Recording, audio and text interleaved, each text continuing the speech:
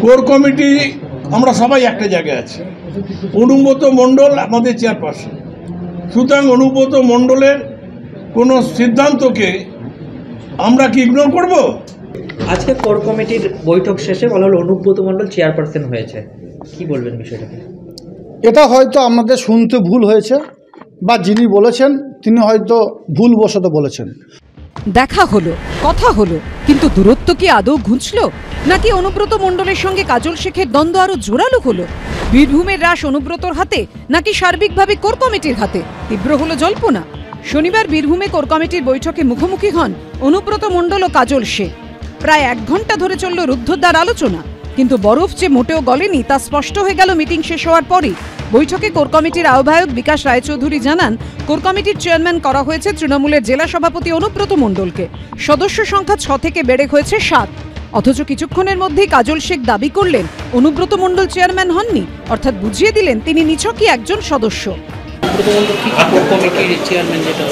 ও তো চেয়ারম্যান হিসেবেই দায়িত্বশীল মানুষ হিসেবেই তো আছে আজকে, সুতরাং এটা নতুন করে তো আর বলার কিছু নেই। আজকে কোর কমিটির বৈঠক শেষে বলা হলো অনুব্রত মণ্ডল চেয়ারপারসন হয়েছে, কি বলবেন বিষয়টাকে? এটা হয়তো আমাদের শুনতে ভুল হয়েছে, বা যিনি বলেছেন তিনি হয়তো ভুলবশত বলেছেন। কোর কমিটির আহ্বায়ক হিসাবে আমাদের বিকাশ রায়চৌধুরী মহাশয়, আমাদের দলনেত্রী মমতা বন্দ্যোপাধ্যায়ের নির্দেশে তিনি ছিলেন, তিনি আছেন, তিনিই থাকবেন। কোর কমিটি 6 সদস্যের ছিল, সেটাকে একটা বাড়িয়ে 7 সদস্যের করা হলো।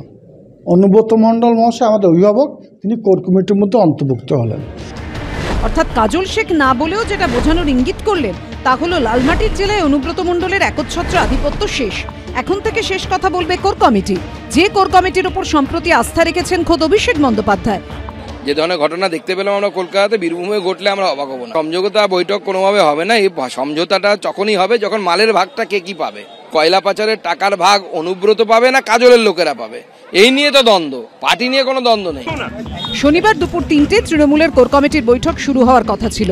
সেই অনুযায়ী 3টের আগেই বোলপুর পার্টি অফিসে চলে আসেন কোর কমিটির 5 জন সদস্য।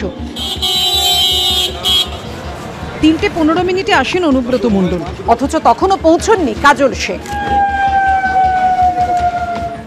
শেষমেশ তিনি পৌঁছন আরও 20 মিনিট পর, 3:35। তারপর শুরু হয় বৈঠক, কিন্তু সূত্রের দাবি পার্টি অফিসের কাছাকাছি ছিলেন কাজল শেখ। অর্থাৎ কোর কমিটির বৈঠকেও যে সন্ধি হয়নি তা স্পষ্ট। যদিও রাজনীতির পোড় খাওয়া খেলোয়াড় হিসেবে বৈঠক থেকে বেরিয়ে ফের পুরনো বুলি আওড়ালেন কাজল। আমি ব্যক্তিগতভাবে বলছি, অন্তর থেকে বলছি, অনুব্রত মণ্ডল আমার অভিভাবক, সে আমার রাজনৈতিক জীবনের গুরু, তার হাত ধরে আমার রাজনীতি পথ চলা শুরু। সব তার সঙ্গে আমার কোনো দ্বন্দ্ব বিভেদ নেই। কিন্তু কোর কমিটির চেয়ারম্যান অনুব্রত হলেন কি না হলেন না তা নিয়ে অনুব্রত অনুগামীদের সঙ্গে কাজল শেখের বয়ানের ফারাক বুঝিয়ে দিলেন বীরভূমের তৃণমূলে অল ইজ নট ওয়েল।